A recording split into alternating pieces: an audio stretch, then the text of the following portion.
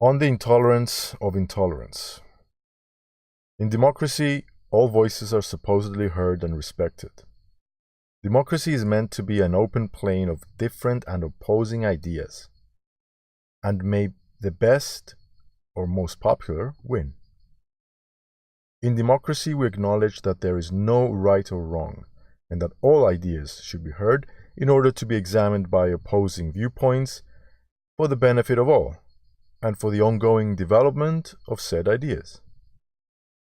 It is no accident that democracy was born in classical Greece, where philosophy, skepticism, maturity of thought, and ultimately modernity flourished.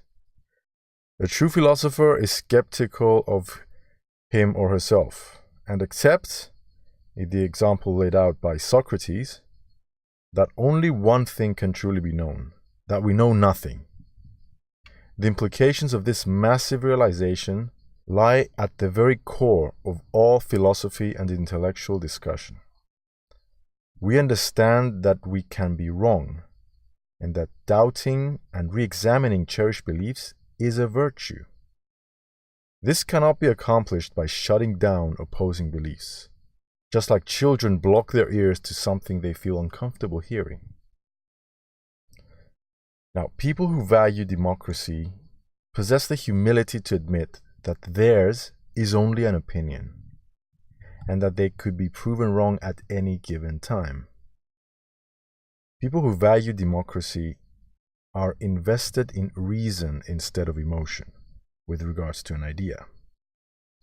People who value democracy accept other ideas and welcome challenges to theirs, because political discourse helps them either to refine their ideas, replace them, or validate them further. It is disturbing that in today's age of information, with countless examples in history, with so many diverse ideas to help us see that their mere existence is only made possible by the freedom of said ideas to be spoken, despite all that, many of us lack the humility of self-doubt. In an age of the global village where people feel incredibly insecure compared against the entire world, that insecurity turns into arrogance, and specifically the arrogance of personal opinion. The moment you suggest that an idea is not to be tolerated, you lose democracy. The moment you scapegoat one group of people and their ideas and call their shutting down justified because you arrogantly and self-assuredly and possibly erroneously associate them with a historical catastrophe or blight, you lose democracy. When you scaremonger and threaten with apocalyptic future events, should an idea be heard because you possess powers of clairvoyance and insightful induction, you lose democracy. When you provide yourself with excuses that an idea opposing your own has no right to be heard because your own interpretation of it conveniently judges it to be intolerable, you lose democracy. When you miss the irony of not tolerating what you subjectively judge to be intolerance, you lose democracy.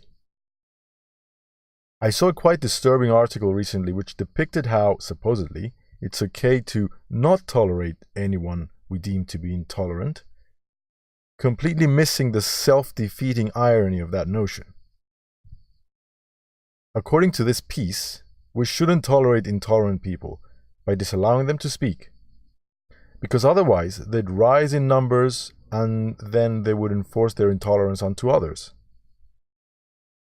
I will oppose this idea by accepting its right to be heard, and I will challenge it intellectually and democratically in free dialogue. This example is wrong in three main levels. How can you assume that they, those you call the intolerant, will rise to power? In a free exchange of ideas, are your ideas and arguments so weak against theirs? What are you afraid of?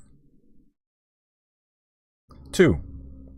You assume that their ideas are intolerant. How is that not a matter of opinion? If anyone who assessed someone else's ideas to be intolerant had the right to shut them down, wouldn't everyone do it? Wouldn't that create chaos and take us back to the jungle? You preach intolerance and you expect no one to try to shut you down by the standard that you have set yourself for yourself? Unless you exclude yourself in a hypocritical double standard, doesn't that example qualify you as an intolerant so that others may feel justified in tolerating you? Again, by your example? 3. And in your example, maybe you are the intolerant group who rose to power and now seeks to enforce intolerance. Maybe you are the one which should have disallowed a hearing. The irony, paradox, and immense arrogance of this intolerance of intolerance concept is anti-democratic because it fails to respect the minimum right of someone to be heard, regardless of how ridiculous or dangerous opponents may subjectively judge their ideas to be. It allows anyone to simply cry wolf without having to provide an objective definition of what constitutes a wolf. Such rhetoric has been used in the past to give rise to oppressive regimes. Those regimes also maintained excuses to justify their intolerance of specific ideas and specific populations. Intolerance of intolerance is by its own definition self-debunking. To sum up, your interpretation of what is intolerance is just your interpretation. Nothing more, nothing less. If you have the humility to understand that you may be wrong and someone else might be right, then you can respect any idea. Being intolerant of what you interpret as intolerant is just an excuse. You're being authoritarian and you're not being fair. And you wouldn't like that to happen to you.